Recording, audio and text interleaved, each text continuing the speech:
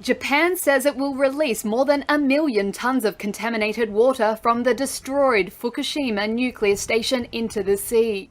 On Tuesday, the government announced a plan to begin releasing the water in about 2 years. The plant's operator, TEPCO, will filter the water to remove harmful radioactive isotopes.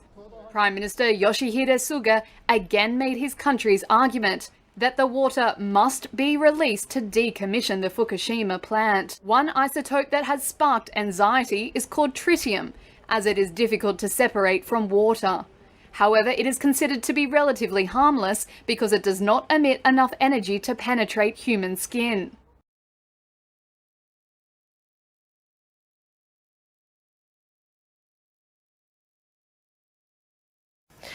There's a tense standoff in a suburb of the US city of Minneapolis where police in riot gear are confronting protesters angered by the fatal shooting of a black man. The police chief of Brooklyn Center said 20-year-old Daunte Wright was killed in what he described as an accidental discharge. An officer intended to use a taser on the suspect but pulled her gun instead.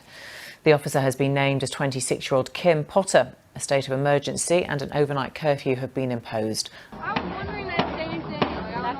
Another tense night.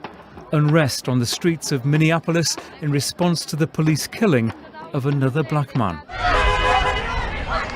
This was already a city on edge. The renewed anger and frustration follows the death of Daunte Wright, a 20-year-old motorist who was shot by a female officer after he was stopped for a minor offence.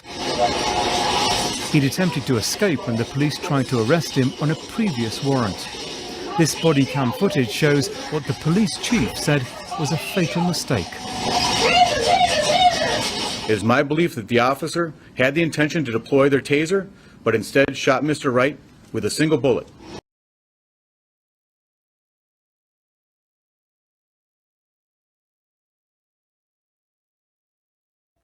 New satellite images released by a US-based website specializing in North Korea show that activity and movement has been detected at the North Simpo shipyard located in South Hamgyong province. 38 North explained the regime may be modifying its submersive missile test barge at the site.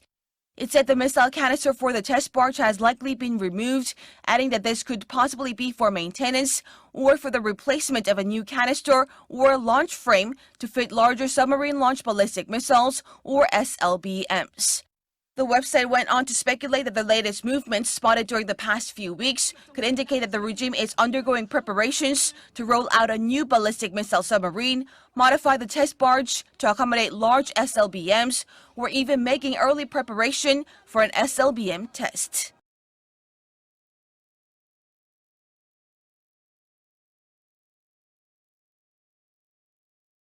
The United States and the Philippine military will be conducting a joint 2-week military exercise from Monday as part of their annual training. Now, the announcement came after defense secretaries of the two nations held a phone call, and the leaders reportedly discussed the drills as well as the situation in South China Sea. The exercises are taking place amidst rising tensions over China's increasingly aggressive behavior in the South China Sea. Now, the exercise was cancelled last year due to the coronavirus pandemic, and forces participating in the drills will be subject to the COVID-19 health protocols and guidelines. Unlike the previous exercises, however, this year's drill will be scaled down, and only about 1,700 troops, 700 from the United States and about 1,000 from the Philippines, will be participating. The previous exercises had involved as many as about 7,600 soldiers.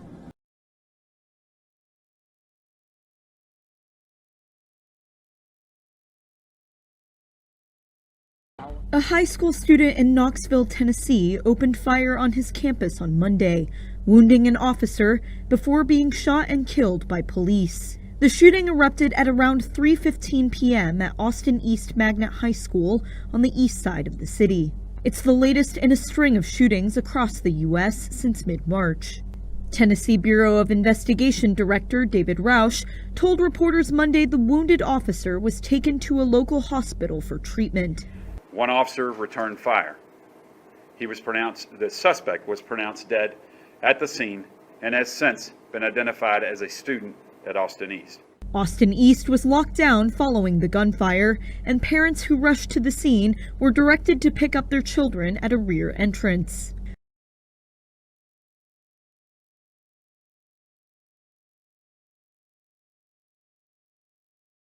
Now, this afternoon, police in Paris are hunting for a gunman who opened fire near a hospital, killing one person and injuring another. Now, the attack took place in the 16th arrondissement, that is in the south of the capital. Police saying the shooter fled the scene by motorbike, and more recently, the local mayor there saying the attack did not look like terrorism, rather like gang violence.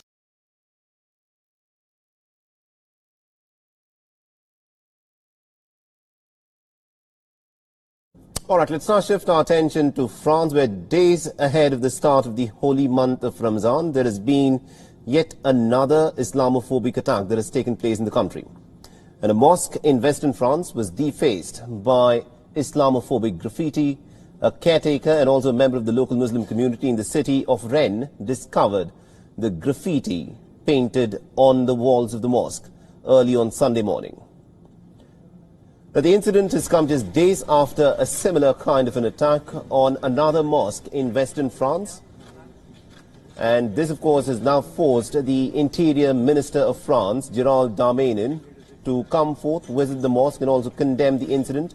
And he said that the graffiti that was painted on the walls of the mosque was an insult to French Muslims and also to French values.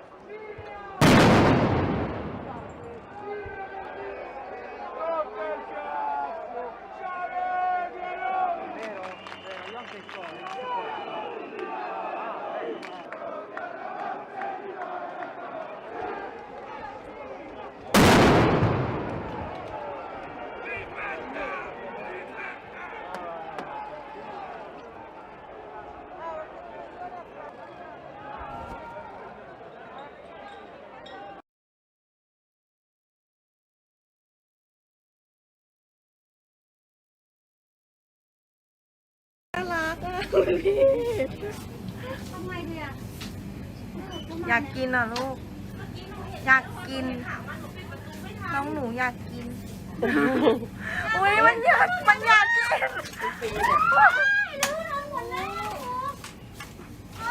อุ้ย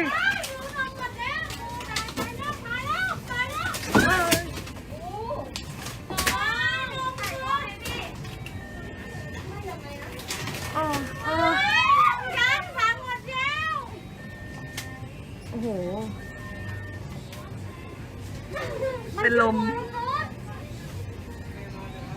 โอ้นอนเลยอันยังไงดิ